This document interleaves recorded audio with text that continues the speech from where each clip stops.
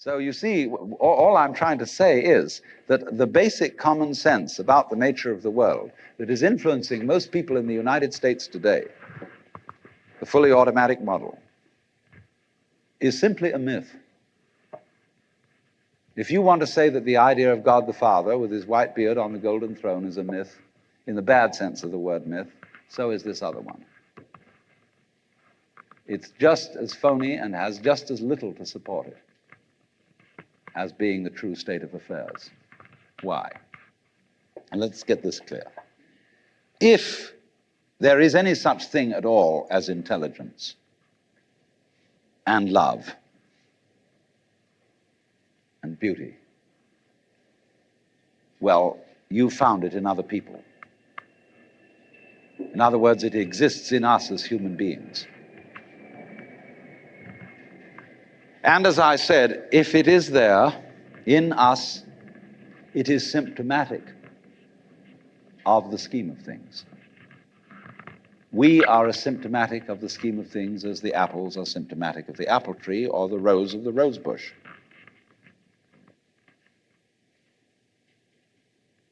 The earth is not a big rock infested with living organisms, any more than your skeleton is bones infested with cells. The earth is geological, yes, but this geological entity grows people. And our existence on the earth is a symptom of the solar system and its balances, as much as the solar system in turn is a symptom of our galaxy. And our galaxy in its turn is a symptom of the whole company of galaxies. Goodness only knows what that's in. But you see, when as a scientist you describe the behavior of a living organism, you try to say what a person does. It's the only way in which you can describe what a person is. Describe what they do. Then you find out that in making this description, you cannot confine yourself to what happens inside the skin. In other words, you can't talk about a person walking unless you start describing the floor. Because when I walk, I don't just dangle my legs in empty space. I move in relationship to a room. And so in order to describe what I'm doing when I'm walking, I have to describe the room. I have to describe the territory. So in describing my talking at the moment, I can't describe this just as a thing in itself because I'm talking to you.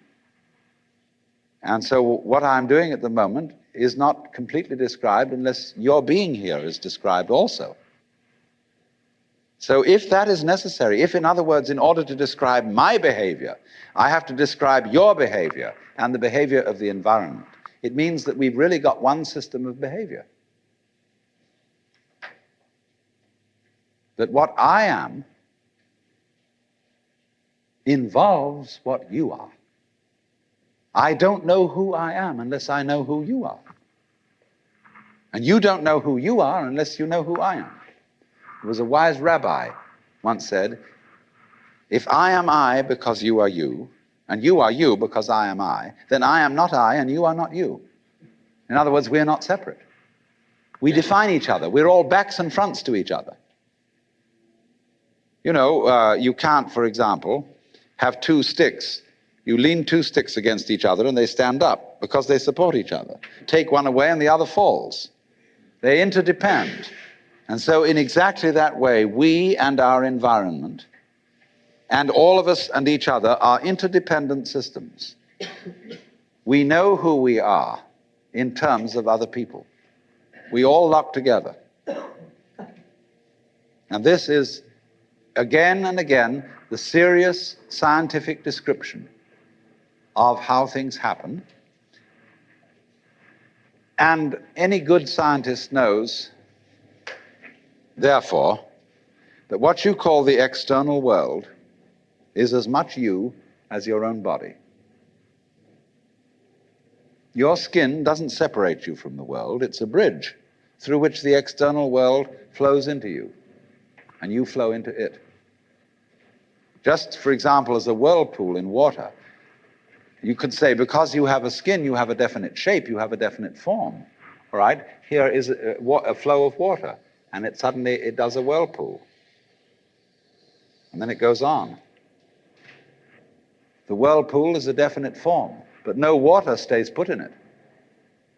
The whirlpool is something the stream is doing. And exactly the same way, the whole universe is doing each one of us. And I see you today, and I recognize you tomorrow, just as I would recognize a whirlpool in a stream. I'd say, oh yes, I've seen that whirlpool before. It's just near so-and-so's house on the edge of the river, and it's always there. So in the same way, when I meet you tomorrow, I recognize you, you're the same whirlpool you were yesterday. But you're moving. The whole world is moving through you. All the cosmic rays, all the food you're eating, the stream of steaks and milk and eggs and everything is just flowing right through you. When you're wiggling the same way, the world is wiggling, the stream is wiggling you. But the problem is, you see, we haven't been taught to feel that way. The myths underlying our culture and underlying our common sense have not taught us to feel identical with the universe, but only parts of it, only in it, only confronting it, aliens. And we are, I think, quite urgently in need of coming to feel that we are the eternal universe, each one of us. Otherwise, we're going to go out of our heads. We're going to commit suicide, collectively, with courtesy of H-bombs. And, all right, supposing we do, well, that will be that, and there will be life making experiments on other galaxies. Maybe they'll find a better game.